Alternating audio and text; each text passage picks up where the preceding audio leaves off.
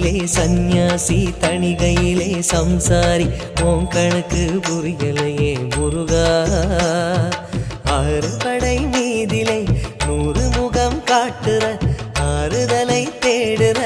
எந்த முகம் காட்டுவ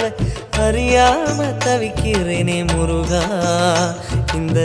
பாவி கேட்பதென்ன தவறா ஆறு படை முருகனுக்கு அரோகரா நாங்க ஆறுதல தேடுகிறோம் அரோகரா கந்தவேலு குமரவேலு அரோகரா